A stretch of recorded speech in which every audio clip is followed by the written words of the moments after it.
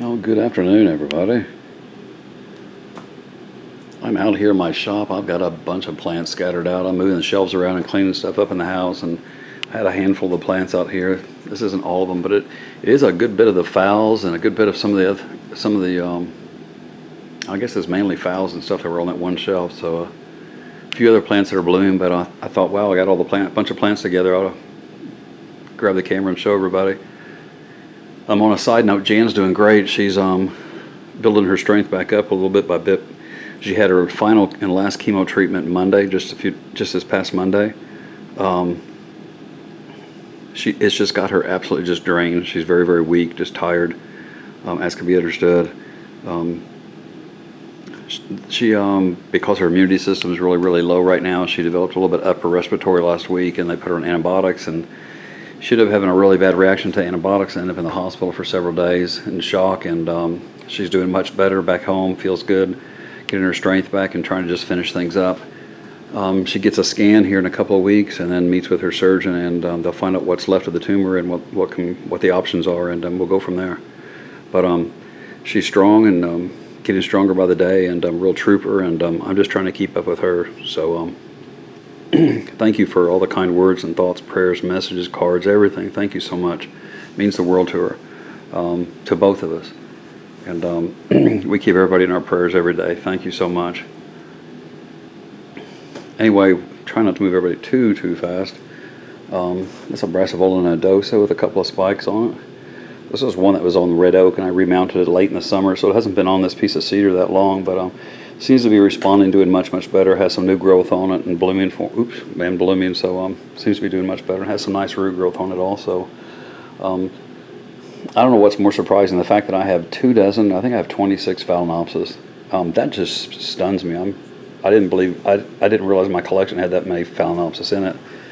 I'm not sure if that's what stuns me more, or the fact that I think there's only one that I've seen that doesn't have a bloom spike on it or is in the process of blooming. That's really amazing to me, and they seem to be blooming really, really hard and doing well. To me, and that's just my opinion, Phalaenopsis are a little harder to grow than some of the other orchids, mainly because they don't have bulbs and canes, and Oncidiums have those great big base bulbs, and Dendrobiums and most of the Cattleyas and stuff have large canes to store a lot of reserves in. There's an Oncidium cherry baby. Look at the beautiful spike on this. Really doing well. This Dendrobium's just blooming its heart out. Seems like all the Dendrobiums are blooming. The little Phalaenopsis down here are doing great, blooming. Finally got their own little niche, growing really, really well. Lots and lots of root growth.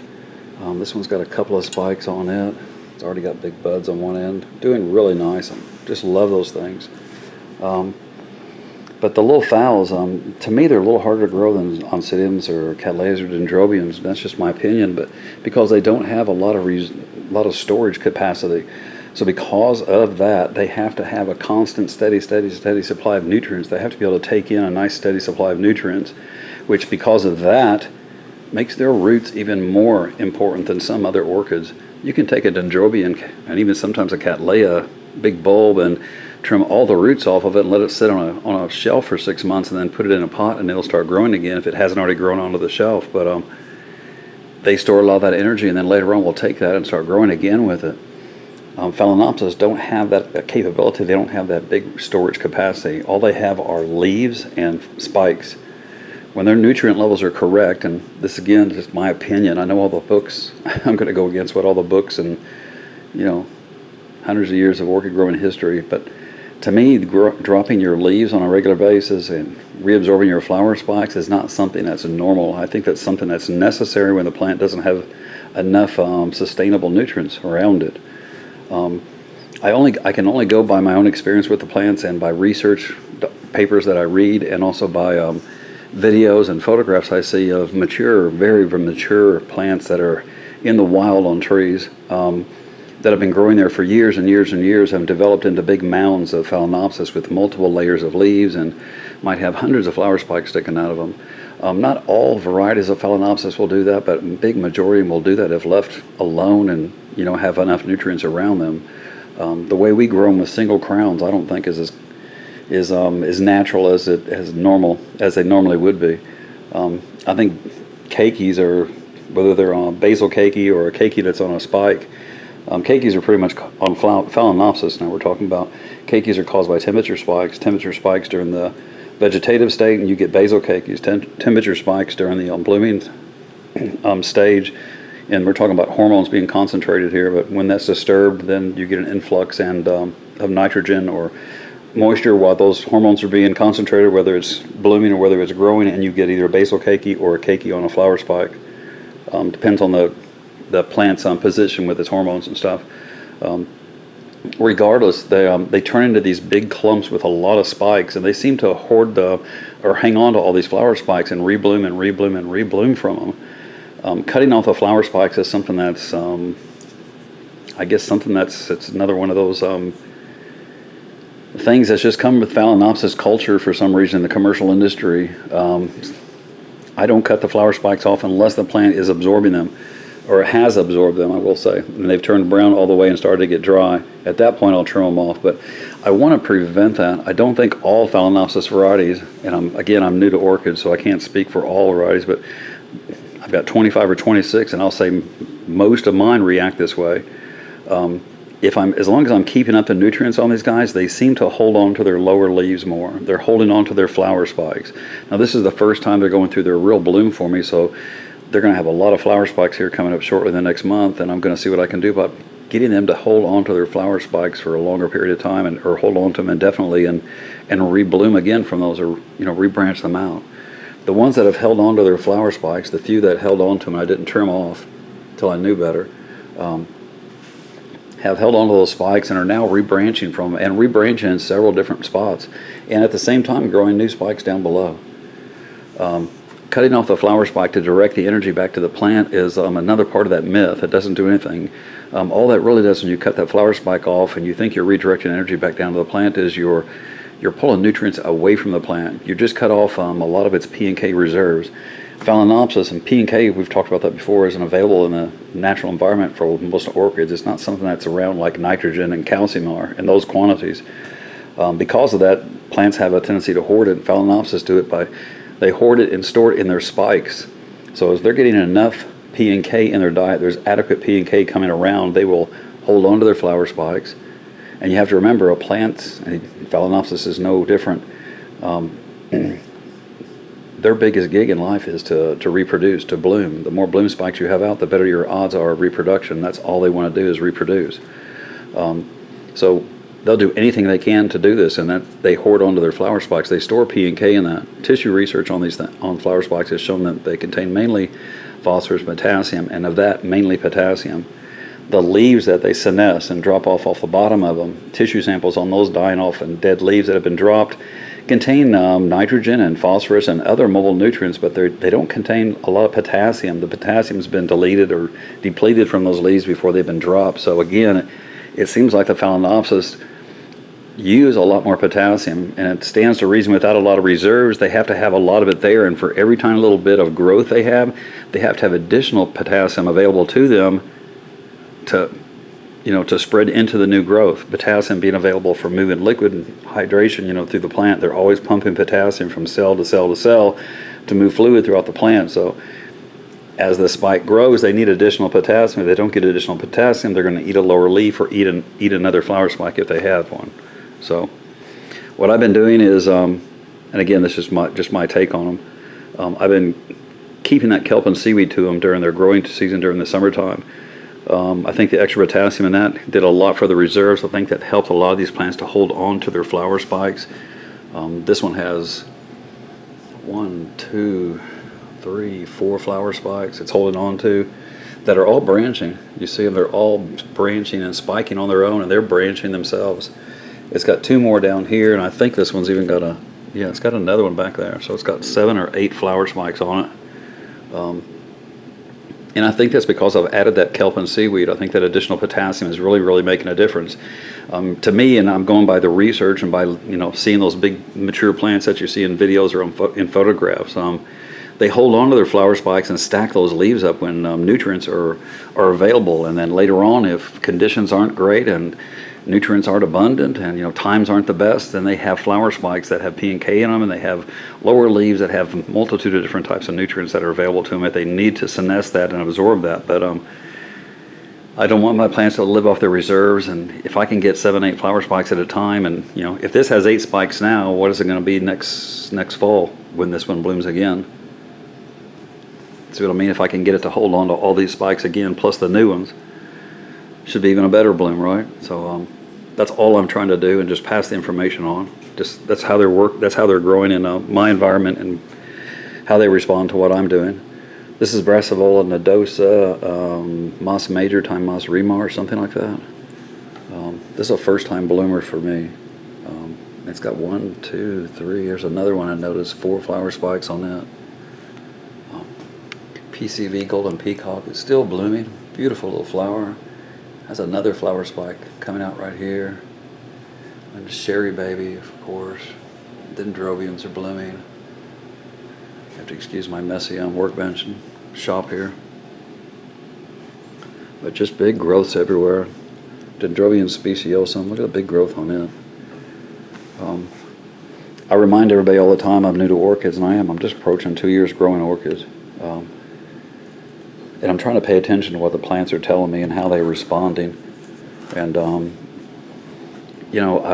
there's so much orchid myth out there, and there's so many misunderstandings about how to grow some of these orchids, I think. And a lot of it, I think, hinders people's ability to have good success with them. And I'm just trying to relay what success I'm having and what I'm doing to get the plants to respond. All that additional calcium, that garden lime, there's the bag of it over there, that I use, is allowing my plants. Calcium has a special relationship with magnesium, remember, so it's allowing the plants to absorb more magnesium and better utilize it. And because of that, look at the shine. I'm not putting anything on these leaves. They're getting a nice natural shine to them. I've noticed a lot of them are starting to get a lot better shine to them. And blooms, just spikes, beautiful spikes. They're all spiking.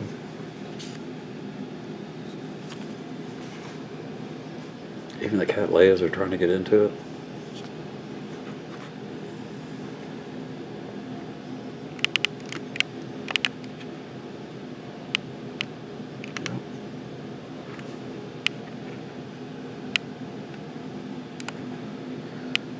Foul blooms and blooms all the time. Windward flares blooming again. The big mottled fowl has 2 big spikes sticking out of it. Really, really nice. Has 2 big flower spikes sticking out of it. This one has 3 spikes. Has 2 on one side and 1 on the other. Just beautiful. Nice big spike. It's the branching is what I'm encouraged by. This branching up here, where they're holding on to their old spikes and branching off from the old spikes. To me, that means much, much more. I don't think all the Phalaenopsis have to grow that way. I don't think they all have to eat their lower leaves and absorb their flower spikes. I think when the nutrients are abundant and we can feed them enough, we have the option to do that. But you have to feed them often, and you remember they pretty much absorb whatever's around their root systems or around on their root or adjacent to their roots within about 72 hours. So when I was feeding more often, and I'm still trying to do that, and because they're inside and actually drying out more now inside than they did outside, they're not getting rained on occasionally, the humidity is not as high. I'm watering, I can water these guys several times a week, and I think because of that, it's helping with this situation too. The more often you can water them, the more often they can feed. And calcium being so important to a Phalaenopsis, they're calcium hogs in my opinion. Lots and lots of calcium, and they have a tendency to grow really, really good root systems. They always have root tips and green root tips growing. Whenever there's calcium around them, they just seem to always have green root tips growing out, always. And if they have a really good root system, and Phalaenopsis are subject to low pH, and they're a little sensitive to low pH and things of that nature, so their roots will die off easy. So if you can keep their root system in really good shape, they can absorb roots all the time, or excuse me, they can absorb nutrients much, much better. And since they're a plant that likes nutrients often and doesn't like to be interrupted, if they get their lunch wagon gets, their chow line gets disrupted, they don't get food very often, or they something happens and they get starved for a little while, and then it comes back on and takes a little while before they get food again, they'll show it in their leaves, the size of their leaves, the length of their leaves, the color, their roots, etc., etc. I'm making sure they have plenty of calcium and keeping lots and lots of nutrients to them often. The nutrients I have mixed up over there, 125 to 130, 135 parts per million maybe, not a lot. Calcium nitrate in my Jack's 5, 12, 26. So there's 26 is the K or potassium level. There's a good bit of potassium in that. There's plenty in my mix, and the little additional that I get with the kelp and seaweed is what I think helped, along with all the hormones and the amino acids and enzymes and vitamins that's in that stuff, gave me a help, I'm sure, with the amount of bloom spikes that I'm getting. I'm sure that has something to do with it. Hormones are responsible for blooms. Hormones are responsible for growth. Hormones are responsible for telling a plant what to do. So if they have plenty of hormones, they'll get told plenty of times to bloom. Could be part of why I have multiple spikes, but they're also holding onto the leaves with all these spikes coming out too. They're also holding onto their leaves and their color. So to me, I think there's a balance there. Anyway, I can sit here and ramble and talk about orchids all evening.